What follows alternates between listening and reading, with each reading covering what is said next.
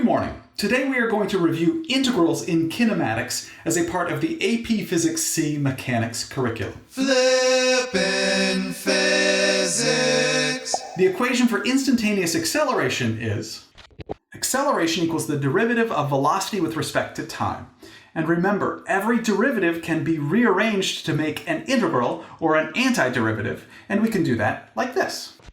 We multiply both sides by dv and then take the definite integral of both sides.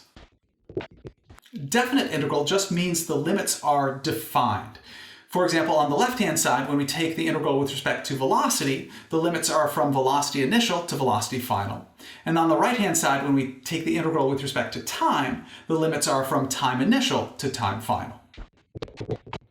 The integral of dv is just velocity from velocity initial to velocity final, which equals velocity final minus velocity initial, which equals the change in velocity. In other words, change in velocity equals the definite integral of acceleration with respect to time. Billy, the derivative represents the slope of a function. What does the integral or the antiderivative represent? The integral is the area under the curve, and the area under the curve specifically means the area between the curve and the horizontal axis, where the area above the horizontal axis is positive and the area below the horizontal axis is negative. Correct. So the area between the acceleration curve and the time axis is the change in velocity of the object. And now we can do the same thing we just did with acceleration with velocity.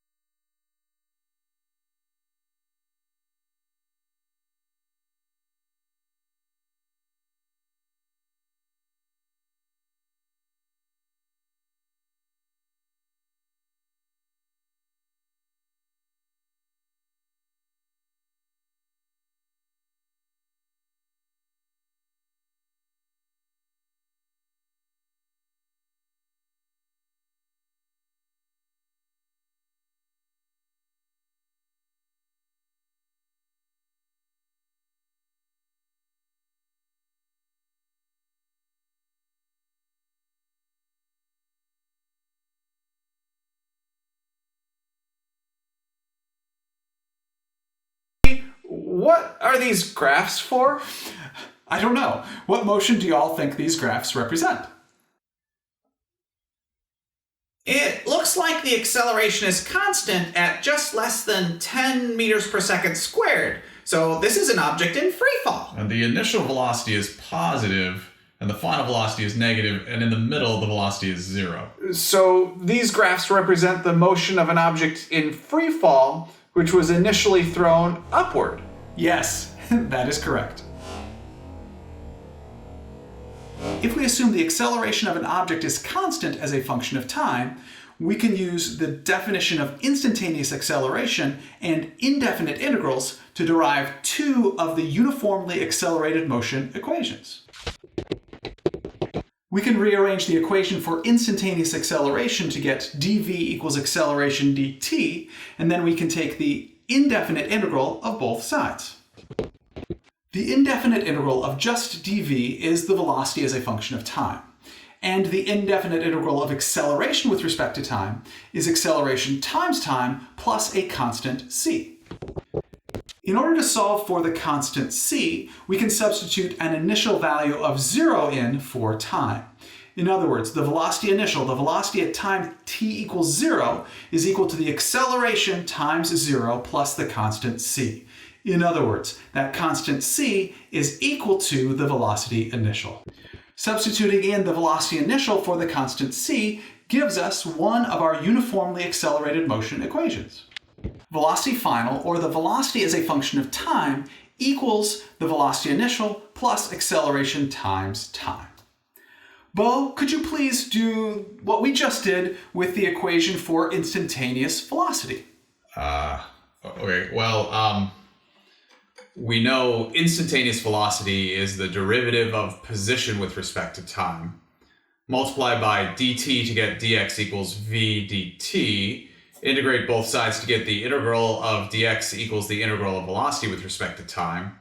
The integral of dx is just x as a function of time, but I don't know what to do with the integral of velocity with respect to time. In uniformly accelerated motion, the acceleration is constant, but the velocity changes with respect to time, so I don't know what to do with that. We just derived the equation for velocity as a function of time in uniformly accelerated motion, so... Oh, yeah. So we could substitute in for velocity the equation velocity initial plus acceleration times time. The integral of that with respect to time is velocity times time plus 1/2 times acceleration times time squared plus a constant c. And you can find the constant by letting time equal 0. Yeah. Use the initial condition of time equals 0 so that the position at time t equals 0, which equals velocity times 0 plus 1/2 times 0 squared plus c. That shows the initial position is the constant c, and therefore the position as a function of time equals the position initial plus velocity initial times time plus 1/2 times acceleration times time squared, which is one of the uniformly accelerated motion equations. Very nice. That completes my review of integrals in kinematics.